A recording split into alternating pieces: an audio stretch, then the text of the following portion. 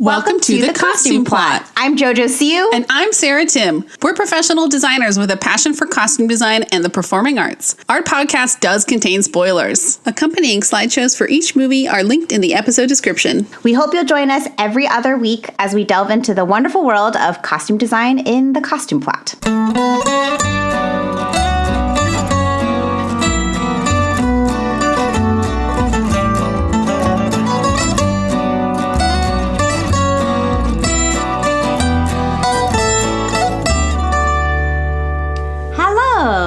Welcome back. Welcome back to the Costume Plot. Second episode of the day. Yeah. We record these back to back, so it's been 2 weeks for you guys, but it's been about 5 minutes for us. It's true. It's weird to think about that. A little bit, huh? How's the future? Is it fun? I know. Tell us all about it. Is coronavirus over? Finally. That would be nice. Oh, man. Oh, yeah. Did you get your vaccine officially? I did. I got my And by the time this episode comes out, I will be fully vaccinated, meaning that the 2 weeks will have passed. I got it on the 29th of March. Woo! I'm very excited. So excited. Then we'll both be fully vaccinated. Yeah, we can actually have an hangout. Yeah. Without masks. Imagine that. I know, I'm already, our friend Ramsey has gotten his vaccine and his boyfriend has, and we're, planning, to have dinner parties, and we're just, so excited to finally, do stuff. I know. I'm very excited. Matt's supposed to get his on Friday. Exciting. So. Yeah. Oh, all right. Well, I will get us started on our next episode. What's our theme This one today? Is not as scary as our last episode. Sci-fi is a little less creepy for me, although, it is also something very near and dear to us in the future, so that could be scary. Sometimes sci-fi is scary. It's true. But I'm very excited to talk about this movie. It's something that I watched a long time ago, and I will say the storyline is probably not the most new or interesting for a sci-fi kind of thriller, I guess. But I also really just love the actors that are in this movie, and it's a pretty big all-star cast. So I will get started. Let me share my screen. Okay, so I will be covering the movie What Happened to Monday. And this movie, it's probably not as well known, but again, it's something that I've really come to enjoy. And it's a very fun movie, so if you're looking for something kind of, I don't want to say on the lighter side. I guess there's some light parts of it, but it is kind of a darker movie. It's directed by Tommy Wirkola, who wrote and directed Dead Snow, as well as the Dead Snow 2. You probably know him the best from the new Hansel and Gretel movie. So he did that action Hansel and Gretel. Mm-hmm. And then he also did, I wrote this down because no one knows what it is, but it's Kill Buljo, which is a parody of Kill Bill. Oh. And apparently there's also a sequel for that. So Goodness. I just thought that was funny that, that was on his list of things. So he hasn't done a ton of work, but the few things he's done, it looks like they were more in the sci-fi genre. Mm-hmm. So he tends to kind of lean towards that. And then the costume designer for this was Oana Paunescu. I hope I'm saying that correctly. She did several versions of Dragonheart. And then she was also the wardrobe supervisor for a show called Mirrors. And then she also did Seed of Chucky, which is probably the one that most people know. But yeah, so this was an interesting kind of adventure for her. She talks a little bit about how she really had to figure out how to dress 7 versions of the same person. And I should probably go back and tell you what the premise of the story is. So the idea is that we are in a kind of not so distant in the future. The setting is 2043. And I don't know what city it's supposed to be because, again, this is in the future. I think it's supposed to be kind of a representative of any urban city setting. Mm-hmm. But it's the idea that at this point, they've been doing all of these things to kind of solve all the environmental problems that we've had that have been created by, global warming and all of those other things. But in order to do that, it's actually created a new defect where humans, when they get pregnant, are actually coming out with multiple births. So, people regularly will have, septuplets or quintuplets or whatever. Oh, no. So it's basically this idea of overpopulation has now happened. And so in order to control that, the character Glenn Close, who is kind of she's not necessarily a councilwoman, but she's kind of representing this new age of science where she is fighting for putting all the siblings or any, like having one child in each family that exists in the world, and then having all the rest of her siblings or his siblings put into cryogenic sleep until sometime in the future. So that's their way of kind of controlling the population and trying to keep that in control. And so, of course, that means that, you know, every sibling is supposed to be put into cryogenic sleep. But of course, there is the main character is played by Numi Rapace. Is that how you say her name? I think it's Rapace. I'm not 100% Rapace, sure. okay. Rapace. Yeah. Numi Rapace, who is infamously known for the girl with the dragon tattoo. The Swedish one, not the American one. Yeah. Yes. She's so good in that. Yes. Very good in that one. But she plays our leading lady, and she actually, so basically her mother died in childbirth, giving birth to her and her 6 other siblings. And Karen Setman is the name of the mother. And so the father of this mother who gave birth to these seven children, he decides discreetly, he finds a hospital where she's allowed to deliver them safely and ends up keeping them. And so the grandfather ends up coming up with this whole system where, because there's 7 of them, he names each of the kids after a day of the week. And so he trains them and basically protects them and actually builds a whole space custom made for them so that he teaches them to go out each day of their week and only go out, but always as Karen Setman. So each of them has their persona inside the house, but when they leave the house, they are always representing one only child, Karen Setman. So like they each have their own day of the week where they get to leave the house? Yes. That's so exactly. Exactly. But, you know, one of the things, too, is that the grandfather recognizes that this is a very dangerous world. They actually could be taken by the police, and he doesn't want them to be put into cryogenic sleep. He wants them to be able to grow up together. But, of course, because of that, he has to train them to realize that whatever happens to one of them outside on the streets has to happen to all of them, because they all have to be Karen Setman, the one Karen Setman. So there is this they kind of lose their own identity. You know, he talks about them being able to be themselves at the house. And there's a lot of like flashbacks to him training them as kids. And like, you know, what happens if they can't have 2 of them out on the street at the same time in case someone sees a second twin or suddenly realizes they have 7 of them in the same house. Right. And then he also builds in like basically a panic room and like, you know, has them train what'll happen in case the government comes to the door and they have to hide. Wow. So basically that is the starting premise of this story. And of course, we show the flashbacks of how they came to this place, but then the movie starts off with Sunday returning home, and she's basically, you know, she's lived her life, she's come back from work, and they have a very specific dress for what she looks like every day when she goes to work. And then when she comes back to her very kind of shoddy looking hotel, you finally realize she's got 6 other siblings. And their practice is at the end of every day that she has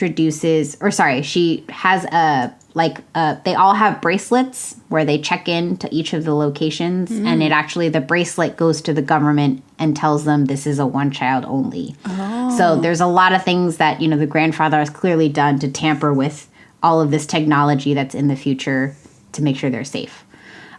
So the movie is called What Happened to Monday because... on Monday goes out. She has this big presentation where she's supposed to get promoted at work. And she goes and is very worried about her job on Monday. And then she suddenly goes missing. Oh. And shortly before she goes missing, you find out that one of her coworkers is kind of threatening her and says, like, I know your secret. You better listen to me. You better give me the promotion so that you don't get ousted. Right. And then she just disappears. So she never comes home. The rest of the sisters don't know what's happened. And that's kind of where we start the movie. So let me move on to our costumes. Oh, wow. So I'm going to start, I'm actually breaking this down by character because I've given you quite a lot of backstory already. So I'm not going to necessarily go throughout the movie because they mostly stay in very similar costumes pretty much throughout the entire story. And again, this takes place pretty much over a week because we go through each of the days. This is just a quick close-up of Glenn Close. I wanted to focus very briefly on all of her costumes because she, at least in this picture, she reminds me a lot of very Margaret Thatcher. Yes. And sort of like New Age of the future. She's kind of trying this, like she's changing a lot of what's happening and trying to really do good for controlling this overpopulation problem. And so she's kind of the face of this overpopulation. It's called the Collection. I should know this. Collection something bureaucracy, but it's CAB for short. So she runs CAB, and basically they're the people that collect the siblings if they find out there are more than one. This hair. I know, it's crazy. Her hair isn't like that the whole time. That's just the introduction we see her in at the very beginning of the movie. So then we go to the second image of her, and this is when she's in her facility, so in the CAB facilities. And you see her kind of peeping into a room full of children. And these are children that they've collected when they found out they were siblings of other parents. So she looks in the room, and it's just this group of small kids that are kind of playing around. And so she keeps talking about, like, they're not going to be in pain. It'll be great. And so this, I just wanted to focus on how beautiful this coat is. She's in a lot of, like, blues and greens throughout the movie, kind of very earthy tones, which is very ironic because she's actually kind of our villain until the very end. But I love how clean cut her look is. And again, very, very like Prime Minister, very Margaret Thatcher look. Yeah. And then this is the final scene. So this is actually towards the end of the movie when she's about to run for councilwoman. So big spoiler alert, you find out that she has not been cryogenically freezing any of these siblings. She puts them into this like pod and then gives them a shot to basically either put them to sleep or like make them unconscious or whatever the series is. And then they actually get burned to death. So they all get incinerated. So you find out that she's actually just been killing all of these siblings. I mean, that's not surprising, but the method is kind of surprising. Right, exactly. So, you find out that she's been lying about all this stuff. She's been the face of this cryogenic, CAB thing for so long. And so she's trying to run for counselor, and she's made this deal with one of the sisters to let her live in order to help her, to give her a huge donation, basically, to become councilwoman. So this is that final scene where she's talking to the sister. And this is also just a quick show of what all of the Karen Setmans wear when they go to work. So this is the typical outfit. Every single one of them has the same exact clothing. They wear their hair exactly the same way. And you'll see kind of when we go to some of the other characters how different they are when they're back at home. But this is kind of the image. And Monday was the first one that was born out of the 7. So she is the one that kind of starts the week. And so when she disappears, like her outfit actually is the closest to what she wears inside the house in addition to outside the house. So I wanted to kind of show that because that's basically what you see most of them in when they're out on the street. Okay, moving on. So this is just a quick family shot, and you can see how different each of the different family members are. Sunday is actually right at the end of the table. Monday, you see here, is right on the kind of right of center. And you can see here she's got green on, but it's actually the same exact silhouette as the blue kind of blazer that she's wearing in the previous scene. This one is Saturday, so she's kind of like the party girl. And Makes sort sense, of the flirt. Saturday. Exactly. And I'll talk a little bit more about how the costume designer decided to break up the days of the week too. But Friday is right here, so she's kind of got the beanie and the kind of plaid flannel. Thursday is sort of our tomboy skater girl, so she's kind of the one that like always questions the system, doesn't understand why they have to do this, feels like she wants to like break out and always wants to have her own voice. Wednesday is our kind of athletic gym rat. So she's the one that's always like working out and, doing stuff. And then you can't really see her face, but we'll get some close-ups on her later. But Tuesday is kind of our hippie pot smoking nerd. So she's the one that's always like smoking and always kind of like whatever, very chill. She's also the only one with red hair out of the 7 of them. Okay, moving on. So just so another quick shot. This is just what she's wearing all the time when she goes out. So she's got that dress underneath with the blue, but then she always has this blue trench coat that she wears on top. And you see her in that all the time. She's always in the same earrings. So there's a whole scene where they have almost like a technology grid, and it actually will take a look at all the blemishes on their face to make sure that they look exactly the same. Fancy. Whenever they go out, which is so crazy. So it's like you have acne here, or you're a little red here, or your eyes are really red today, or whatever it is. And then it helps them kind of figure out what they need to make up or cover up in order to look exactly the same. Mm-hmm. So again, this look is very, very contrived. Every single one of them has to look exactly the same when they leave the house. The other big part is they have to tell each other what's happened in the day, because if there's any conversations they had with another, coworker, they have to be consistent. They need to know exactly what the conversations were about and all of that. So that part of their bracelet is that they actually have a little camera in there to kind of walk them through what's happened throughout the day. And Friday, who's like the tech geek, is the one that kind of helps them figure out all of that. I was thinking how hard it would be to only get to go to work once a week and like have to pretend like you've been there the whole time. Like that's a lot of work to keep up with. It is so much. And I think that's, they all start kind of feeling that eventually because they've been growing up in this system for so long. So losing that individuality anywhere outside the house can be really hard. Yeah. So it was really hard to find pictures of these costumes. So I pulled up all of these like posters. So there actually won't be as many pictures for this one, Sarah. You'll be very excited to hear. But I wanted to kind of just go through some of the costume designers' notes on what each of the days meant for her. So like we talked a little bit about Monday. So for her, Monday would wear something a little bit softer in color. And you wouldn't necessarily think that she's softer because of what her character does. And again, spoiler alert, so Monday actually sells her siblings out in order to try and stay alive. Oh, no. And she has good reasons at the end of the movie, but the way that it's portrayed in this movie, it makes it seem like she's the villain. When you find out at the very end that she's actually fallen in love with one of the cab officers. Who doesn't know that she's a sibling, but he and her basically have been together for months. She finally decides that she wants to just be free of this life and doesn't want to have siblings. And she's also pregnant with twins. So she, in order to protect her twins, she signs this, agreement with Cayman, who is played by Glenn Close. And so in order to give her that huge donation to become the councilwoman, she will be protected and her kids will be protected and not taken. And so in addition to that, she has to obviously reveal that she's one of 7. Right. And so they basically, the rest of the movie is Glenn Close and all of the agents that she sends to try and kill the rest of them. Because the fact that 7 siblings have existed and have escaped her notice and not gone into cryogenic sleep is really bad for her reputation.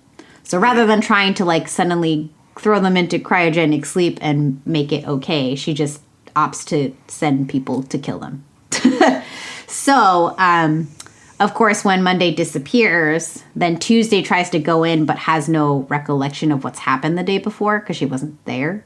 And so she's the first one to kind of get taken by cab. And so everything after that kind of trickles after that. So Monday is, we talked about that. Tuesday comes after Monday. So she said, which means, for example, you may need to smoke more because Monday is always the hardest.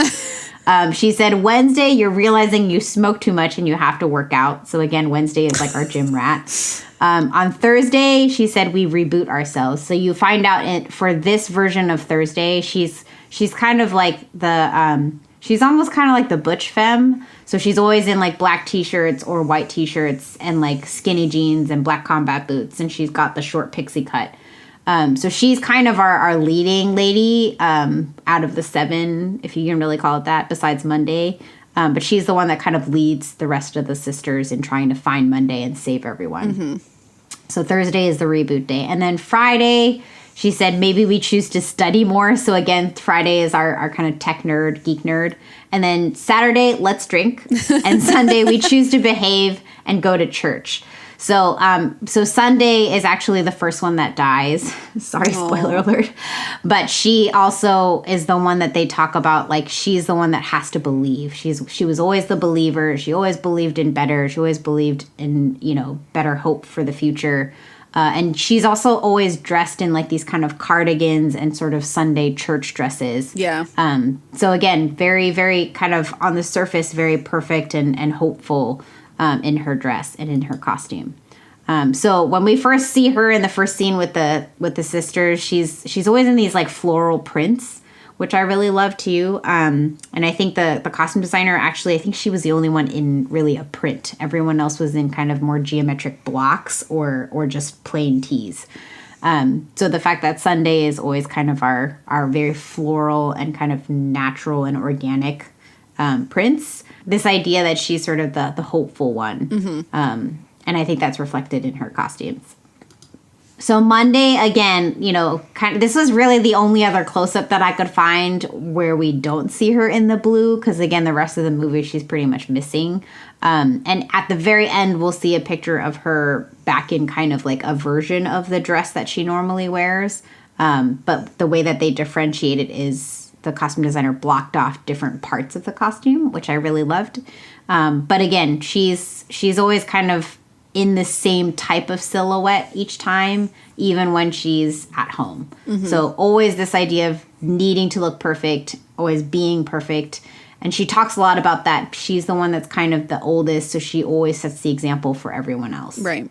This is another picture. And again, this is sort of the way that they differentiated, Monday from Thursday later on, because Thursday also ends up in a dress very similar to this, but the different cutouts is how the costume designer was able to show difference.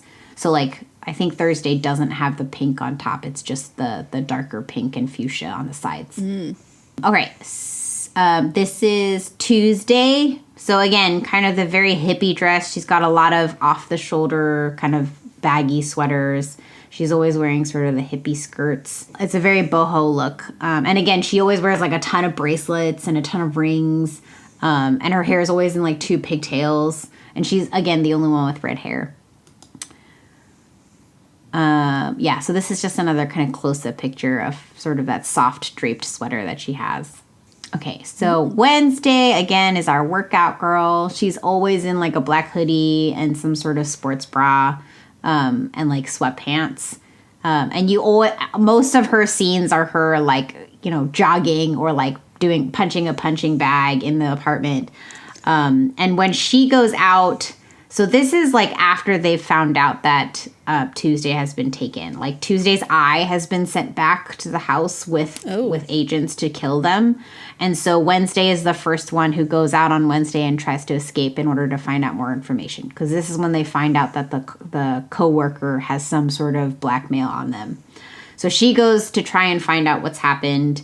And of course, she's being chased around the city at this point, because she knows that they're after her. A lot of agents have been sent after her to try and kill her. And so the other 3 sisters, so it's Tuesday, Friday, and Thursday. And so like the tech nerd at home is basically helping her figure out where to go, how to escape, all of this stuff.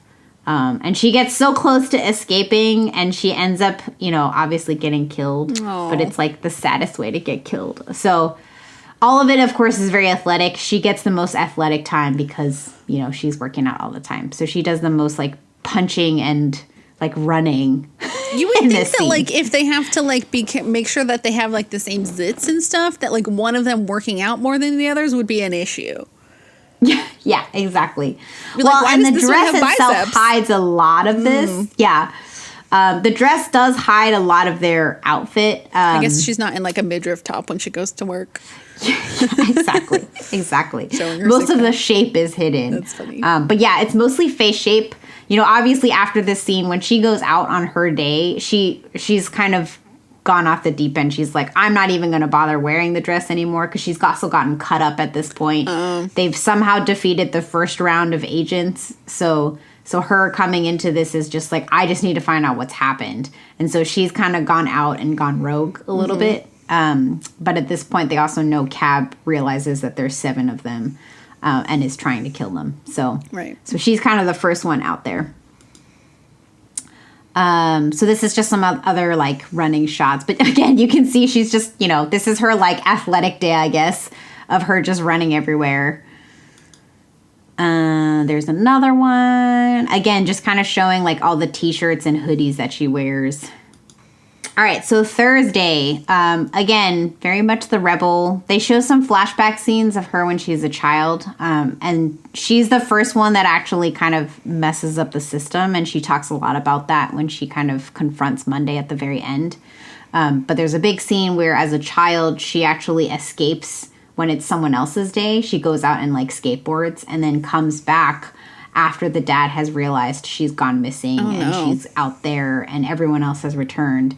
And she comes back with her finger hanging off because she got into like a skateboarding accident. And so, of course, because her finger is cut, like hanging off, the grandfather ends up having to cut all the other siblings' fingers off. So there's this whole this big scene just talking about the seriousness of like whatever happens to one of you has to happen to everybody. And she's always the one that's like, I want to get out of the system. Why are we doing this? Like, none of us are living a real life. Right. But she is also the one that ends up... Oh, I thought I had more pictures of her. Unfortunately, I don't. There were very few pictures of her. But again, she's always the one in kind of black... A lot of, like, tech gear. Like, and when I say tech gear, I mean, like, theater tech wear. Oh, God. Black t-shirt, black pants, black combat boots. Like she's a stagehand. Yeah, exactly. So then Friday is our tech geek nerd, and she's always in these kind of oversized sweaters or oversized flannels, and everything is very hidden about her. And she basically is the tech geek that gets everyone, where they need to go at the very end. And she and Friday do end up lasting kind of the longest until Thursday finally escapes.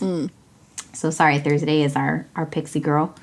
And then she finally, in order to let Thursday escape, she actually sacrifices herself at the very end, which is really sad. But she talks about how she was like, I needed this family. Like, I'm not like the rest of you. You guys are all independent. You can do your own thing. But I never thrived without you. And, like, I wouldn't survive without you. So she decides to sacrifice herself instead and takes out some of the cab agents with her.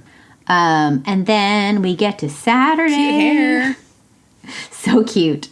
So Saturday, like, she's always kind of the schmoozer. So whenever she's at work, she's the one that's really great at networking. She's really great at going to parties.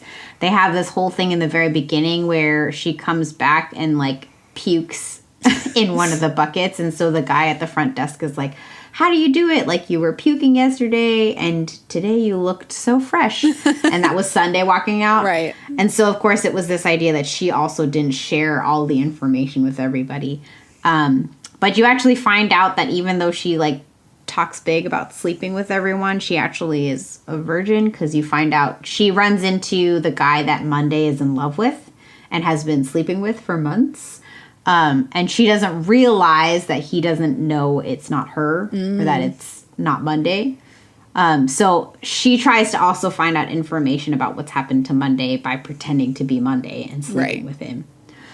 So anyways, it's this whole thing where all the sisters kind of sacrifice for one another, which I just thought was really interesting. But again, she's always in some kind of pink hoodie or like really bright red kind of bra or bralette.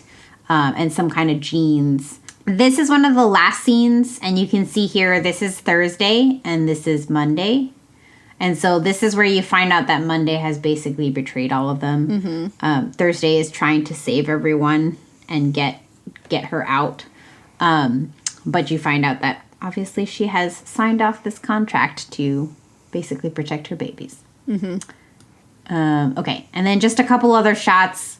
You can kind of see here again, Thursday, she's always in black. She's also got a black hoodie, very similar to Wednesday. And then you can kind of see the yellow kind of oversized cardigan and like the really bland colors on Right. Friday. And then the pink, and she's always wearing some sort of denim and like the red bra for Saturday.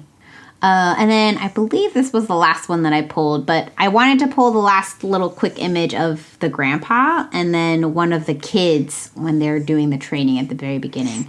And I just wanted to pull this image because, again, when they go out into the street, so this is the first day that he finally lets the first kid go out into the street. So prior to this, he hasn't let any of them leave the house. Wow. They've all been confined to the home to try and learn, what their skills are and also make sure that, they understand the system, that they only can go out one day at a time. And it's funny to me that they're still wearing like that kind of dark blue blazer, this idea that they belong to the masses. And I think that was something that the costume designer talked about too, is, I picked a color that kind of blended into the mass and didn't stand out because they needed to kind of disappear. Yeah. And also the fact that Willem Dafoe is in such like grandpa, like comfort wear in all grays. So interestingly enough, when he's training them, there's quite a few shots with him in actually more vibrant colors. And at one point, he's actually wearing that yellow sweater that Friday's wearing, which I thought was really lovely. That's cute. But, the rest of the time, he's wearing these like blacks and grays. Yeah. And you don't really ever find out what's happening to him either. So it's a little sad, but, they don't really go further into that side story. I think, that was the last of it. Awesome. So again, not too many photos for this one, but I just, how do you make 7 different characters with the same actress, and how do you make them all look different enough and have their own character? Numi is pretty amazing. Like she was basically acting against herself for most of this, and so she mentioned that this was like one of the hardest projects she's ever done because she didn't have other actors to work off of or to bounce ideas off of. She had to create who that other actor was going to be. Yeah. And that carried over, I think, into her conversations with the costume designer as well. Right. They probably use, like, lots of times when they're doing stuff like that, they'll use, like, a body double, but, like, it's not someone who's going to be acting and giving you the same energy that, like, a fellow actor would give you. Right. Yeah, and they did use a couple body doubles, but I think, it definitely was like I had to figure out who all of those characters were. That sounds And so I think hard. she said she actually, like, secluded herself for, like, 5 or 6 months so that she could get into the headspace of who these characters were. So, like, she was like, it was really hard because I couldn't talk to anybody for 5 or 6 months. And I was like, That's commitment. that's, like, worse than quarantine.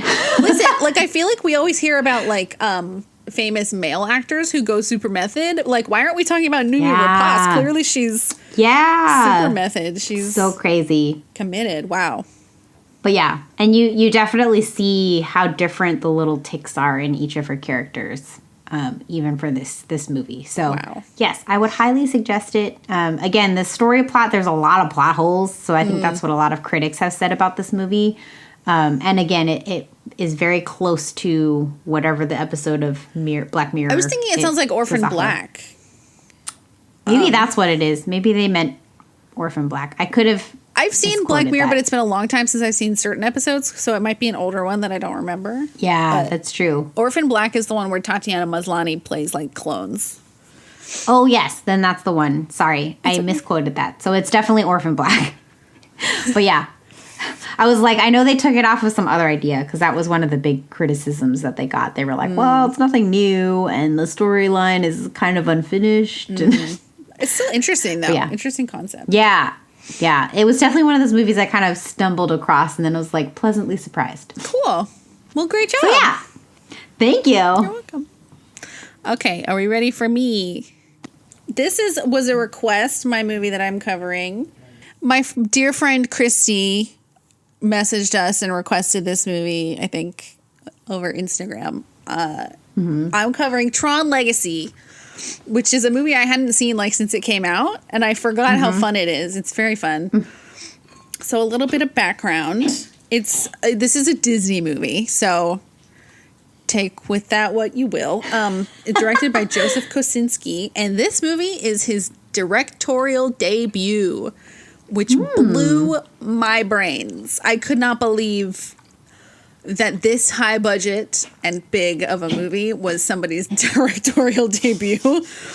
And I did a little Googling because I was like, how on earth did he get the job then? Like, Yeah. if he's never directed anything. So I found a New York Times article that says, this is a direct quote, "It sounds corny, but it all started back in 2007 with one guy who believed in him, Sean Bailey, a Disney producer who was trying to figure out how to reinvent Tron. Mr. Bailey had heard through the Hollywood grapevine about a director of commercials, which is Joseph Kosinski, who had an unusual visual style." And the article kind of went into how this happens sometimes with really big studios. They'll give a big budget movie to somebody who has only done like a few commercials. And some people think it's because like a first time director will be easier to control by a big studio. You know, like a bigger name will come in with an artistic vision and be like, well, I'm not conforming to your corporate Disney, whatever. I'm going to do what I want. But then also like the more optimistic view of that is it doesn't matter your resume if you have the right vision and the right, you know, artistic gumption to go and get it. But I will say that, like, I don't think that this might sound cynical, but I think that, like, especially in 2010 when this movie came out, I don't think if he were non-white and not a man that he would have gotten this big of a chance. Agreed. So sad but true. Yeah. When I've heard of that kind of thing happening where it's like, oh my gosh, he's only directed 5 music videos and they gave him a superhero movie to direct, like it's usually a white man that they're talking about, unfortunately. So yeah, that was an interesting thing to learn. Yeah.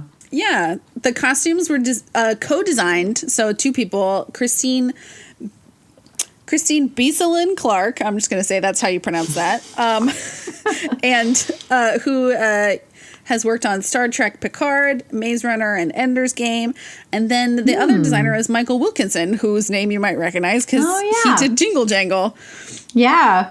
So he's done a lot of Zack Snyder's like Justice League franchise movies, Aladdin, 300, and Garden State. So he's had a long Garden State. I know, I love that movie. I haven't seen that movie in so long. That's a good one. So yeah, interesting. I think it kind of makes sense that like 2 people did the costumes. It seems like a very collaborative design, these costumes, because like the visual style of the movie is so distinct that like the production design and the costume design and like the special effects are all kind of hand in hand. So it's like a real team effort, it seems. That's just my view of it. So let's begin. This is the beginning of the movie. Oh, I will say I have not seen the first Tron, so... Neither have I. Great. One of my first notes was like, I need someone to explain to me what the grid is, because I still don't quite really know. I don't know. I'm probably just as lost as you are, so I don't know that I'd be much help. It's a virtual reality space. That's as far as I got. It's like a computer... digitized, like, but it's like a world you can enter, but it's in a computer. Yep. That was a very good explanation, Sarah. Thanks so much. So this is the opening. Basically, the basic plot is like Jeff Bridges, who's in the first Tron, was the founder of this like sort of like tech company, but he went missing in 1989, and his son is now technically the head of the company, but like isn't involved at all, I think. And he's kind of like a rebel guy. He doesn't care about the company. And it seems like these people, the suits, are interested in like making money and exploiting the technology, whereas Jeff Bridges' character Flynn was like interested in open source software and making it available for everybody and sharing it. So that's kind of like where we come in, is like in this board meeting where they're gonna release this program, I don't know, whatever, computer thing. You're so not like sci-fi tech nerds. You know, I'm like computer thing. Great. Moving on. Whatever that is. So this boardroom scene is interesting to me because they're all wearing the same color, which is sort of like a slate gray black. And it's funny to me because like you would think that we would really want to differentiate this world, the real world, from the grid that we enter later, but the color scheme is kind of the same, which is kind of funny and interesting, is that like the corporate world doesn't look that different from the sci-fi computer world. Yeah. I didn't realize that I would sound so dumb describing this movie. It's okay, you and me both. I was like, I can't help you with any of those technology terms. Yep. It doesn't really matter to my understanding of the costumes, I think. So Right. I don't feel too bad about it. Okay, so this is actually Cillian Murphy, who I was like, Cillian Murphy's in this movie? I almost didn't recognize him. Apparently, he's uncredited. This is an uncredited, like, cameo appearance. Yeah. Uncredited? I know. Did he put that in, or did someone else put that in? I was like, did he wander by the set one day? Like, how did this come about? He was just, like, walking by and he's like, oh, you guys need a dude for the scene? Okay, I'll be that dude. But this look is interesting because he looks different from everybody else because he's, like, the young hotshot guy. And this already looks, like, very dated to me, even though it's only, like, 10 years old. And I think it's the hair. Yeah. It's very floppy. I was going to say that very windswept look for guys. That sort of Justin Bieber, Zac Efron, late 2000s, like. I love how this is the hand motion. I'm doing a hand motion where my hand covers my hand motion forehead. over the forehead to portray the bangs. Yeah. And you can tell he's young and cool because he's not wearing a blazer, unlike everybody else. He's so cool. Less layers equals cool. My arms are out, so I'm cool. Okay, moving on. So this is Alan, and apparently he's in the first Tron as well. But he was like Flynn's like right-hand man kind of guy. Mm-hmm. And he comes to Sam, the son, with like his pager, and he's like, I got a page from your dad. And it's like, what? First of all, you got a page in 2010? Okay. And I like his look because it's like he's bringing with him sort of like the old school into the modern day, sort of like a rumpled trench coat, almost like film noir because like his collar's up a little bit, detective-y sort of like, and he brings an air of mystery, right? Because he's like, I got a page from your dad who's been missing since 1989. Like, you should go to the arcade to see where the signal's coming from or whatever. So he basically gets the plot going. And I like the person with like the mystery looks like a noir detective. I think that's kind of a fun little touch. There was a lot of noir in this movie. I don't think I thought about that until you said that. I think is like sci-fi noir a thing because like that could be because they definitely bring in elements of that kind of noir like 1930s. I think of like the 1930s noir film noir. But yeah, I definitely feel like, I don't know that I realized that until I was looking at this picture again. I was like, oh yeah. I think he is the most noir out of the characters for sure. Trenchcoat definitely says that. Yes. And I also like how he's less corporate, you know, like he's sort of, I don't know what color exactly this trench coat is. It looks brown in this picture, but I'm not sure if it is. He looks a little bit earthier, you know, so he's not like the corporate greed machine that everybody else at the company is. He's still got the original vision in his heart. Yeah. So this is Sam, the son, before he goes into the grid. This is his like everyday look. And I like it. I think it's a little bit generic. It's a little bit like Disney version of a bad boy, which makes sense because it's a Disney movie. Yeah. I wrote in my notes that I think if this movie was made today, this outfit would have more personality than it does in this. Like, I like the aging in the jacket. Like, maybe it was his dad's, you know, it's old. But otherwise, like, he's just kind of wearing, like, jeans and a hoodie. And I feel like he could have something, you know, a little bit of pattern. Yeah. A little bit more texture to kind of... Because I really don't know anything about him still after watching the movie. Right. He doesn't have that much of a personality to speak of, so I think that does he wear this the whole time?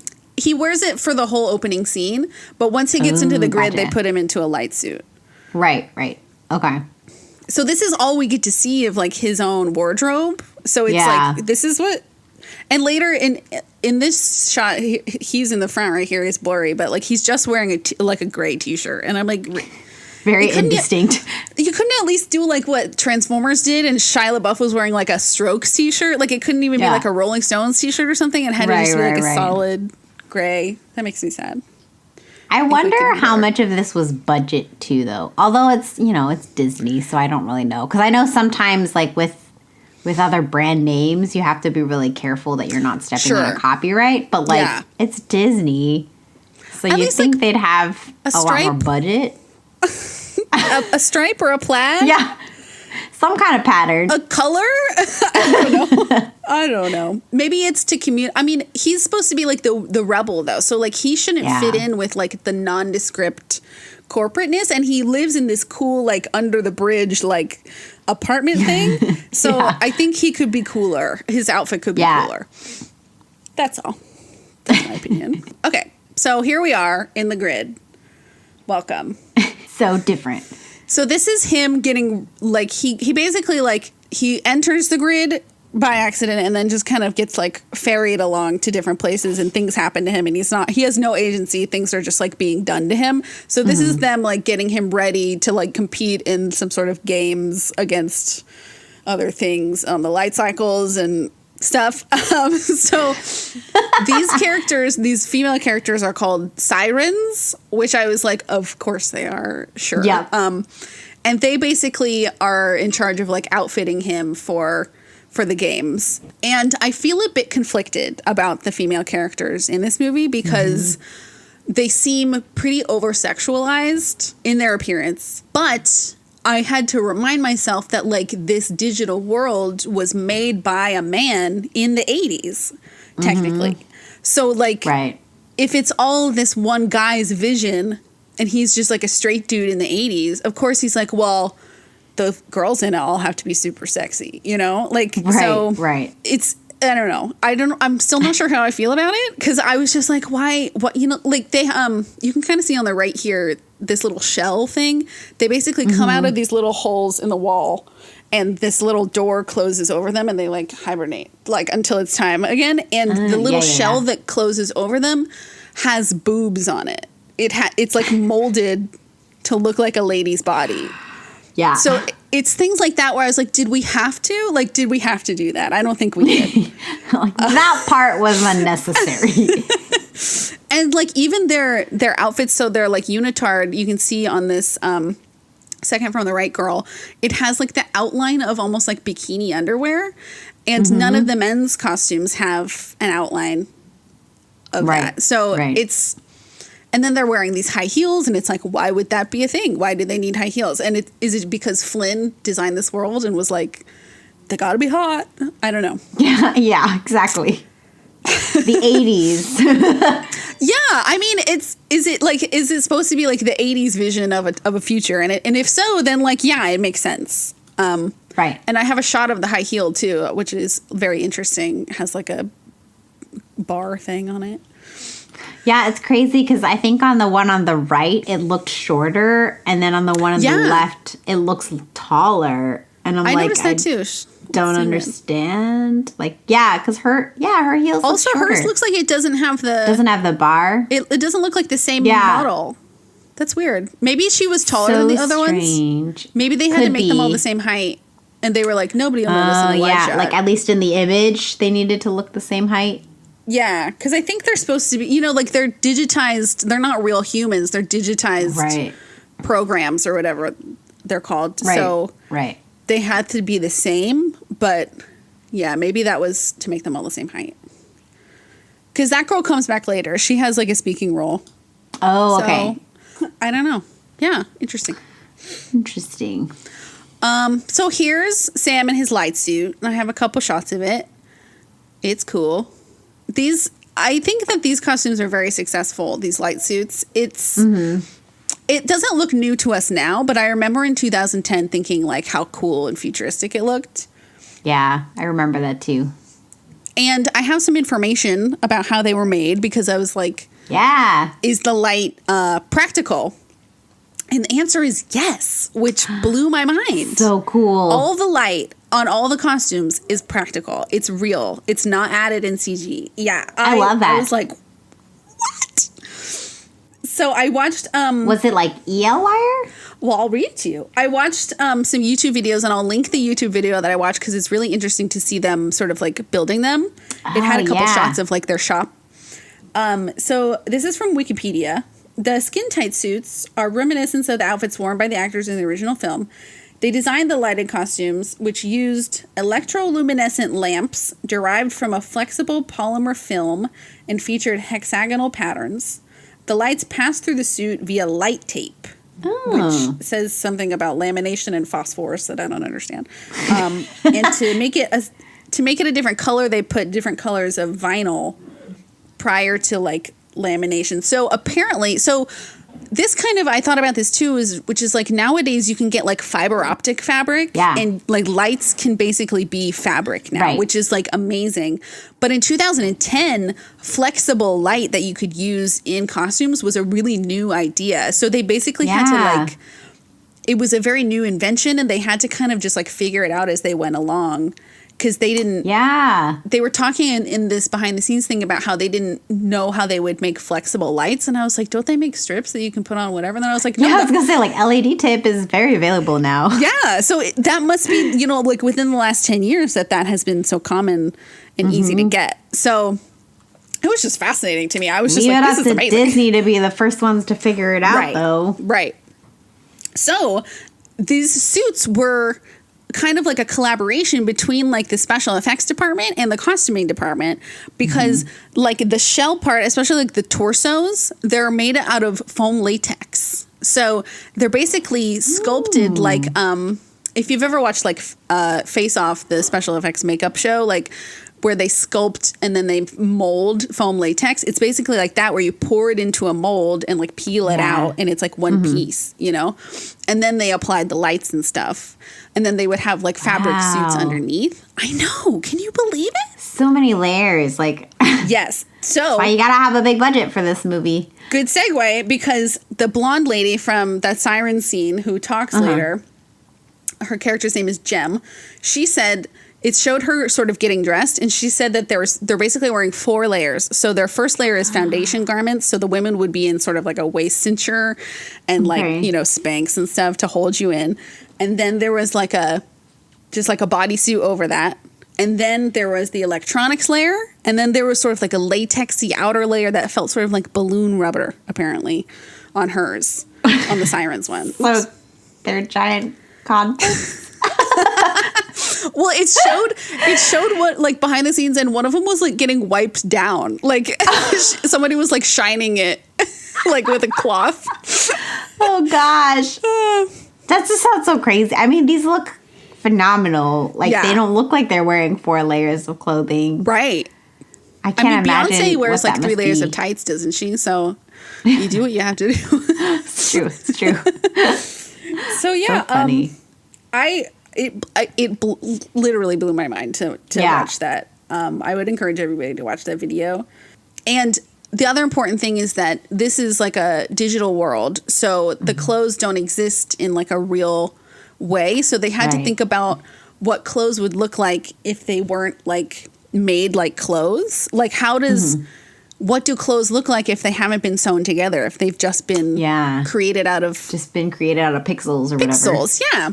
So they tried to like hide seams. There was no visible closures, no buttons and zippers, stuff like that. Because it's like, as you can see in the picture with the sirens, it just materializes onto him. You know, he doesn't have to step into it in the movie. Right. So just, it's super fascinating. I learned a lot. So cool. On this. I mean, this is why we all thought it was so exciting when we saw this movie. Because it really was nothing we had ever seen. Yes. Yeah. So yeah, it's pretty cool. Yeah, and I think cynically I was like, well, it's all probably CG, you know. And then I watched it, and I felt like I felt so much like excitement and wonder that like it wasn't just digital.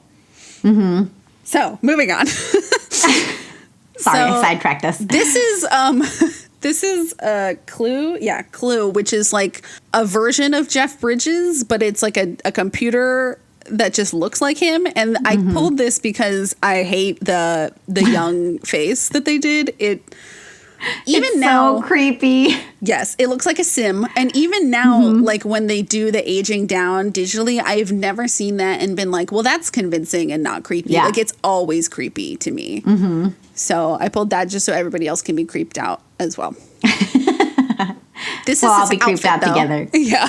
I love this outfit. It's very like Kylo Ren, Darth Vader, but Tron version. It's like a cool asymmetrical cloak and he has yellow light. And I think that the colors of light had something to do with their ranks, you know? I didn't super look into like what was what, but like, you know, the regular programs have just white, and then he and his like right hand man over here have different colors. And then I got this of it on display so that we can kind of see more like what it Yeah, I was curious what the like. other side of that jacket looked like. Yeah. And it's funny because it looks, It's so crazy. It looks like paper. I know it looks a little bit cheesy, just like this, you know, it looks like masking tape or something. Right. But in the movie, it looks so rad. So crazy. Yeah. I want to wear one. I know. Hey Disney, can you lend out some of your Tron outfits so that we can just have a dress up day? Real quick, just like 5 minutes. I just need like a selfie, and then I'll be good. Did I write anything else? I don't think I did. I just wrote he looks very evil. There's something about like a long black coat that looks pretty evil. So this is Cora, played by Olivia Wilde. Ugh, she's so pretty. She's one of like, you know, 5 women that we see. Those are my feelings on that. She's one of 2 who speak. Let's pause and hesitate for a moment of silence. And I feel kind of the same about her as I do about the sexy siren girls, which is like, yes, her outfit looks really good. She looks great. But like, did it have to be? You would think in like a future world where sort of like gender doesn't really matter, that like the outfits between men and women would look more similar. But like I said, if Flynn invented it and he was a straight man and he wants to see sexy women, then the women look sexy. So here's the classic shot of her on the like weird couch thing. And it's like, of course she's in a high heel. Like she has, you know, what else do we expect? And then she has like a cold shoulder. Nobody else has a shoulder cut out. So I thought that was interesting. Yeah, some differences. I like her hair a lot too. I like the asymmetrical bang. Yeah, I think the haircut is really cute.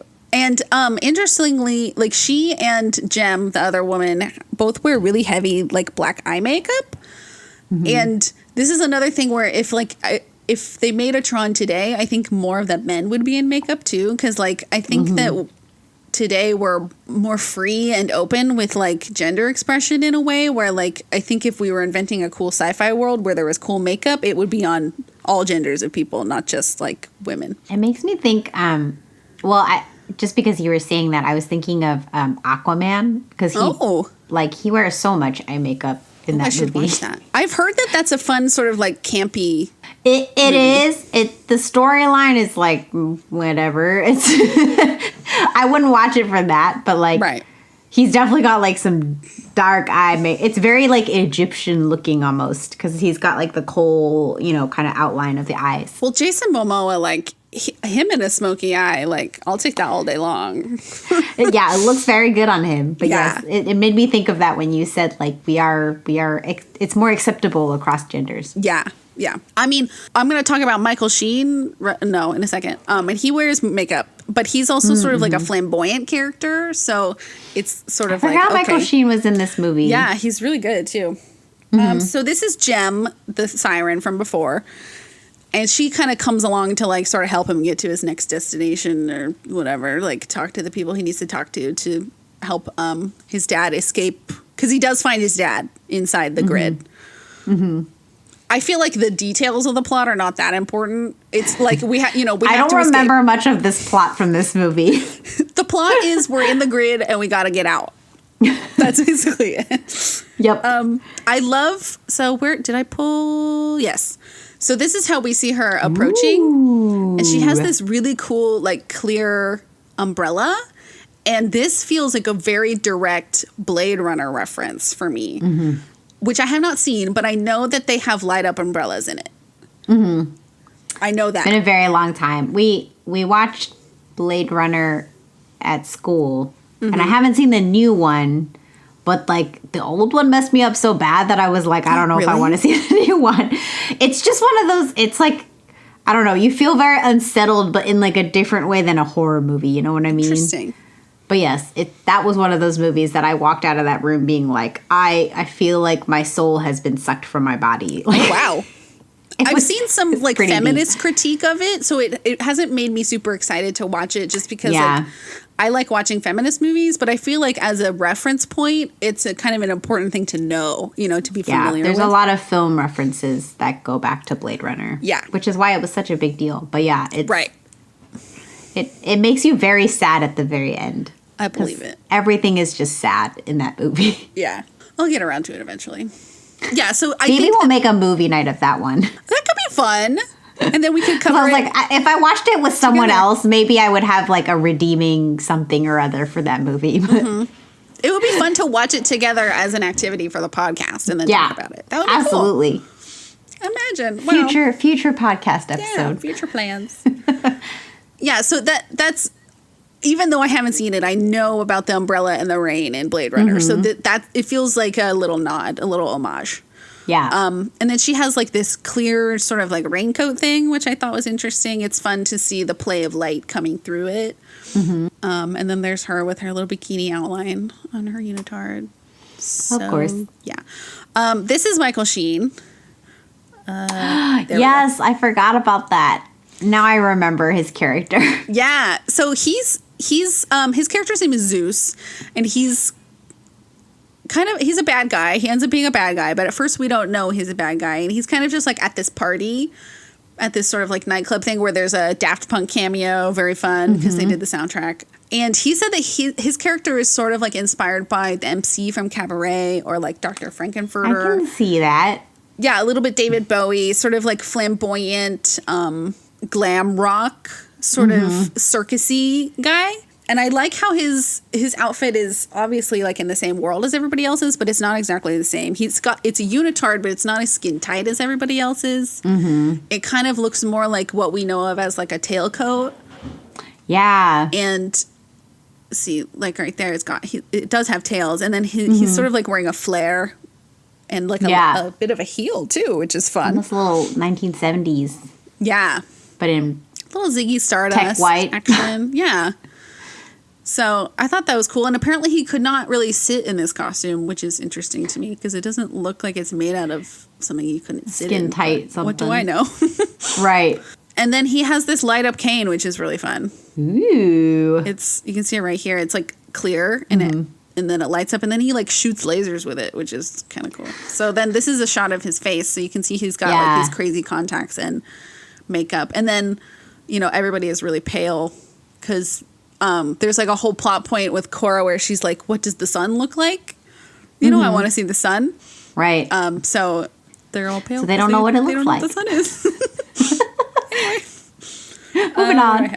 And then this is my last costume I want to talk about. This is Flynn. So I didn't talk about him much because I had to kind of edit myself down. I had too many pictures, but the costume designer said that he is more organic, whereas like he's against this very tech, non-organic backdrop. Everybody else looks very sci-fi and futuristic, and he looks a little bit earthier. And they said Eastern influence, I think, and I can tell kind of because in this shot, this garment to me looks like Asian, so that's interesting. The double layering of the crossed body robe as well. Yeah. But I love this cloak. So this cloak is like just kind of a hooded cloak, but it has this facing of the light strip. So like a facing is on the inside. For those who don't know. It's sort of like this strip of fabric that folds to the inside of your garment. So here's a shot of just him with the hood. So like when he has his hood up, it just lights his face. And I just think it's so freaking cool. And I want one. I feel like there was a project that I wanted to do like way back when where I wanted a hood with just the inside lit up. Oh, it was for Into the Woods. Oh, I was trying to like create a hood for my witch that just had lights along the inside. And I wasn't even thinking about this, but now that I think about it, I was like, oh, maybe that's what I got the inspiration from. I mean, it's a new idea, but it's not. Like, I really love Disneyland parades, and I love when a light for the actor's face is incorporated into their costume. So like if it's a nighttime parade, like the electrical parade or Paint the Night, the fairies will have little antenna, and then the antenna have tiny little spotlights so that you can see the performer's face at night. Yeah. So I love like something like that it's practical, like it has a function, but it's also really cool looking. Yeah, it's like intentional. They make it look like it's part of it. Yeah, it's part of the costume, but it also serves a purpose, and it just looks really rad. So it's like, ding, ding, ding. You got all the things you need. Yep, exactly. And then it has sort of, this coat has sort of like split. It has like different panels, and like all of them are sort of outlined in it. So like when he swishes around, you can see the light like fans out, and it just looks really rad. That part's really cool. Yeah. I mean, the hood too is very cool, but I like that he's got all the edges kind of lit up. I saw it and I was just like, so cool. Let's see. Did I say anything else about, I think I pretty much covered everything. Yeah, I did. It was fun to watch this movie again. Like I said, like the plot, I didn't really pay super attention to it. I was just like, okay, we're in the grid. We got to get out of the grid. I'll just look now at the costumes. And it's a fun, sci-fi adventure sort of movie. And that tidbit about the light on all the costumes being practical really made me have like a new respect for it. Yeah, for sure. It shows you a lot. I mean, it's different. It doesn't mean that CGI isn't also a lot of work, but it's just different when you know that it's actually working on the costume built into the process as opposed to like an after effect. Yes. And I respect CGI artists so much. Like I saw this whole Twitter thread recently about how so many directors nowadays are using it as a point of pride to use less CG and act like they're not using CG, where in reality, like CG can be used for anything from getting rid of pit stains to like fixing the color of something. So acting like movies don't have CG when they do is kind of insulting to the artists who spend hours doing their work. So I do respect CGI artists, and obviously this movie has a ton of that in it. Right. But it is really exciting to know that like there were other types of artists who got to innovate and collaborate on this sort of like new technology that ended up being used for the movie. Super exciting. And we should celebrate all of that. Yes. Yeah. I mean, everybody's role in the movie is really important, down to the grips and the PAs and stuff. That's absolutely. That's the beauty of entertainment, is it really is always like a group effort. Yep. So yeah, very true. That's Tron Legacy. Yay! So exciting. We picked some good sci-fi ones. Yeah, this was a fun one. I liked both of these movies that we covered. I know. I have to rewatch this movie again. It's been a while since I've seen it. I was shook to find out that it's not on Disney Plus, and the first Tron is, and then some animated Tron thing is also on there, and I was like, "Excuse me, like, this is still under Disney, right?" Yeah, I watched it with a method I will not discuss. I did watch it. Let's just leave it there. Thanks, Sarah. Yeah. But it's not on Disney Plus. I mean, at least it wasn't when I looked, a few days ago. Well, maybe someone will hear this podcast and put it on. Disney Plus, if you're listening, put it back. Give us back our Tron Legacy. People need to see it. And look at the costumes. So funny. All right. Thank you so much, Sarah. That was so fun. Thank you, JoJo. I'm glad we covered some fun movies today. Yeah. I know, even with the horror movie. As always, get in touch. Let us know if you agree or disagree with us. Give us feedback or request movies or TV shows or theater pieces or even something else. I don't know, SNL sketches, music videos, anything you want us to talk about. Let us know. I know. Eventually we'll cover some non-traditional things. I'm excited. Hopefully we'll have time, to record another bonus episode soon. And maybe we can do music videos or something. Because I definitely would love the opportunity to talk about BTS. Always. Always want the opportunity. Always, Sarah. I expected nothing less. Thank you so much. But yes, please keep rating us and keep reviewing us and keep spreading word to your friends. We are nothing without our listeners, so we love having people chime in and give us comments and notes and just tell us more information because we're always learning. Oh yeah, that's the fun part of this, and also I say this to my friends and people who listen all the time. I'm like, I think we have something really good, and there is an audience for this. We just need to find them. So if you have people in your life who you think would enjoy this podcast, please share it with them. Yes, get us into their ear holes. We would really appreciate it. Absolutely. Thanks again, and we look forward to talking with you guys in 2 weeks. Yep. See you then. Bye. Bye. Oh, I can stop sharing my screen. Thank you for listening to The Costume Plot. You can follow us on Twitter and Instagram at The Costume Plot. If you have a question, comment, or a movie suggestion, you can email us at thecostumplot@gmail.com. Our theme music is by Jesse Tim, and our artwork is by Jojo Siu. Please rate and review us wherever you listen to your podcasts.